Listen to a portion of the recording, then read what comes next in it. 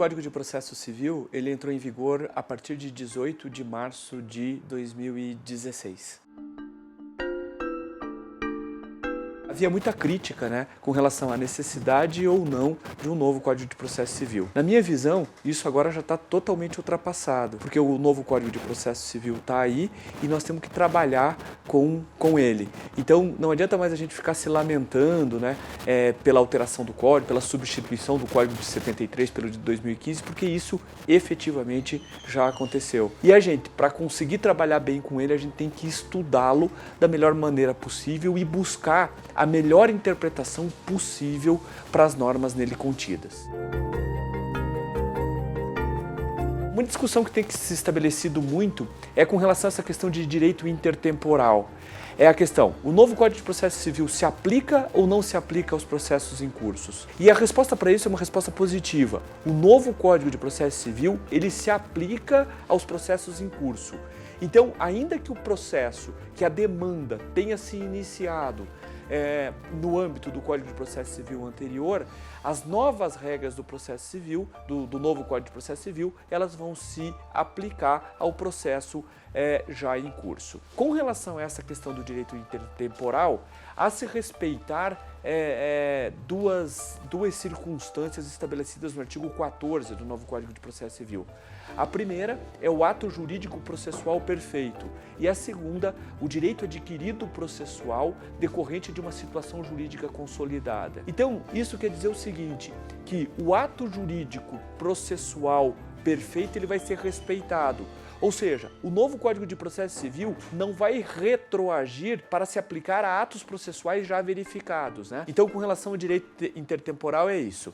Aplica-se o novo Código de Processo Civil aos processos em curso, mas respeita-se o ato jurídico processual perfeito e o direito adquirido processual. O novo Código de Processo Civil, ele deu uma ênfase muito grande para a conciliação e para a mediação. E por que o novo Código de Processo Civil fez isso?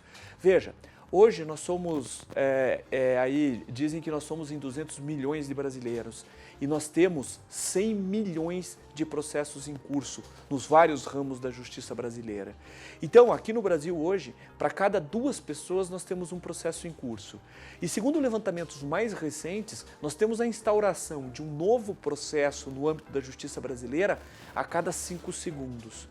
Então, se nós não buscarmos meios alternativos de solução de conflitos, como a mediação, como a conciliação, o Poder Judiciário brasileiro não vai dar conta dessa crescente demanda.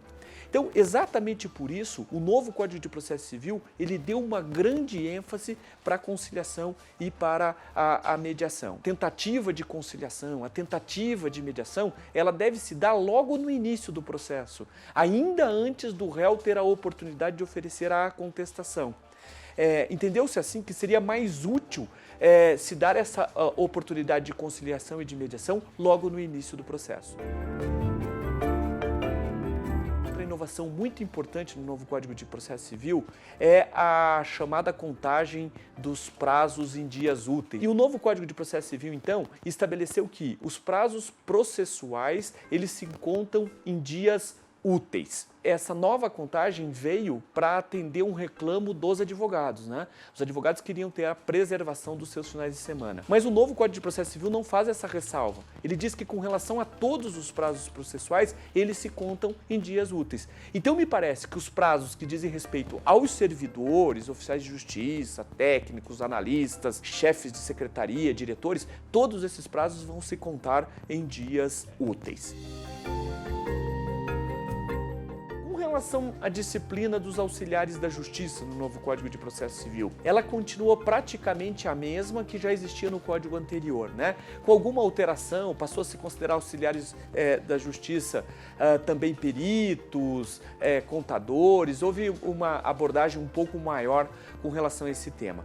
O que diferencia, e uma diferença importante que é digna de menção, é aqui a responsabilidade dos auxiliares da justiça pela prática de ato com dolo ou culpa que cause prejuízo a alguém. Então, o analista, o técnico, o servidor, o oficial de justiça, ele praticou algum ato e esse ato gerou prejuízo a alguém, por exemplo, um ato ilícito, ele só vai responder regressivamente.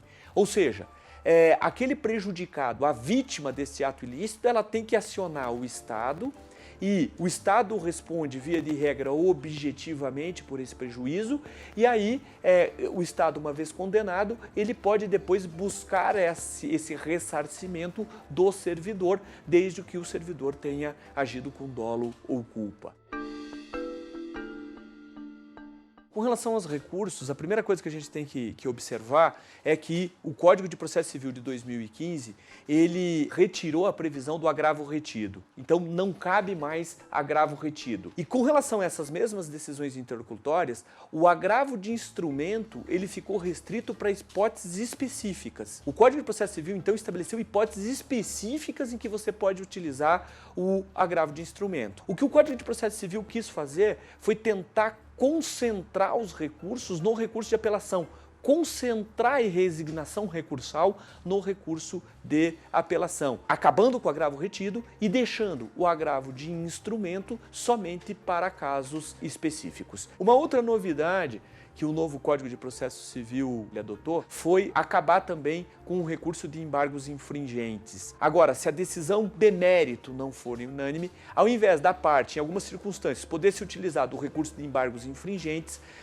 o novo Código de Processo Civil previu a possibilidade do alinhamento ou a necessidade da utilização do alinhamento do julgamento. Na verdade, se acabou com o recurso de embargos infringentes, mas se tornou quase que de ofício os embargos infringentes, porque ele foi substituído por essa necessidade de alinhamento de julgamento. Isso já tem sido feito no âmbito aqui do Tribunal de Justiça do Estado do Paraná. Desde 18 de março, quando entrou o novo Código de Processo Civil, as câmaras já têm trabalhado dessa forma. Em havendo voto vencido no julgamento originário, amplia-se o quórum e continua-se o julgamento na mesma sessão, se possível, ou não sendo possível, numa próxima sessão. Essas são algumas alterações importantes do novo Código de Processo Civil.